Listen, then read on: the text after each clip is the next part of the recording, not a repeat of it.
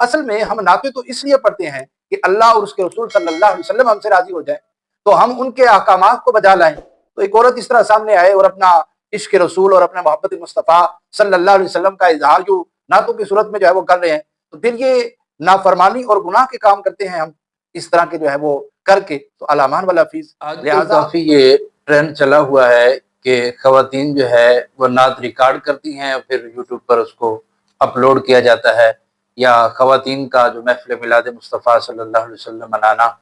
تو اس حوالے سے کیا وضاحت ہے، کیا حکم ہے؟ تو سب سے پہلے تو یہ ہے کہ خواتین کے لیے بھی رسول اللہ صلی اللہ علیہ وسلم کی نعتیں پڑھنا، سنانا بالکل جائز ہے، اور ان کے لیے بھی محفل میلاد مصطفیٰ صلی اللہ علیہ وسلم منانا اسی طرح جائز و مستحسن ہے کہ جس طرح مردوں کے لیے جائز اور مستحسن ہے، ثواب کا کام ہے۔ تو جیسے مرد میلاد کرتے اسی طرح عورتیں بھی کر سکتی ہیں، تو اس میں کوئی حرج والی بات نہیں ہے۔ لیکن عورتوں کے لیے کچھ احکامات ویسے ہی شریعت مطہرہ کی طرف سے جداگانہ بیان کیے گئے ہیں، پردے کے معاملات ان کے لیے بیان کیے گئے ہیں، تو ان کے لیے ان چیزوں کی رعایت کر کے ہی نعت خوانی کرنی ہوگی، محفل میلاد مصطفیٰ صلی اللہ علیہ وسلم کا انعقاد کرنا ہوگا۔ تب ہمارے علماء نے یہ بات واضح طور پر لکھی ہے کہ عورت کی ترنم والی آواز، طرز والی آواز، یہ بالکل پردہ ہے، یعنی چھپانے کی چیز ہے، تو یہ ویسے ہی مردوں تک پہنچنا جو ہے، ان کو پہنچانا جو ہے وہ جائز نہیں ہے، یہ گناہ کا کام ہے۔ چاہے وہ کمرے میں پڑھ رہی ہو اور کوئی ایکو نہ بھی لگا ہو، کوئی کیمرہ نہ بھی لگا ہو، لیکن پھر بھی اگر اس کی آواز جو ہے نامحرموں تک پہنچ رہی ہے، اس عورت کی، پڑھنے والے کی، نعت پڑھنے والے کی، بیان کرنے والے کی، تو یہ جائز نہیں ہے، یہ گناہ کا کام ہے۔ اب اسی طرح اگر مائک کے اندر پڑھتی ہیں اور مائک کے ذریعے اس کی آواز نامحرموں تک پہنچتی ہے، تو یہ بھی ناجائز اور حرام ہے۔ اس کام سے جو ہے ہمیں بچنا ہے۔ تو یہ تو ایک بہت ہی بڑا معاملہ ہے کہ جو ہے وہ ویڈیو بھی سامنے ہو، پھر اس کو جو ہے ویڈیو کو اپلوڈ کرنا، اور ٹی وی پر جو ہے سب کے سامنے آ کر جو خواتین جو ہے وہ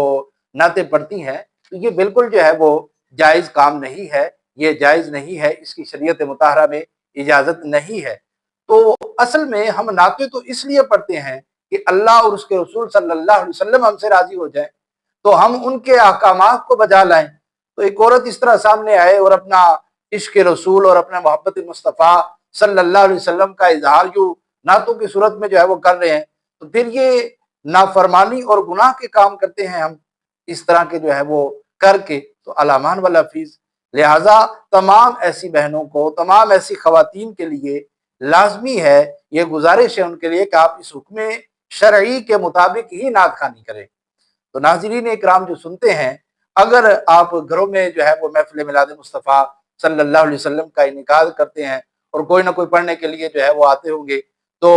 کسی نہ کسی کو گھر میں بلایا جاتا ہے، تو گھر والے بھی دیکھیں کہ کیا یہ اس کے لیے کوئی مائک کا انتظام تو نہیں کیا گیا اور اس پروگرام کو لائیو تو نہیں چلایا جائے گا۔ تو آپ یوں اگر اس طرح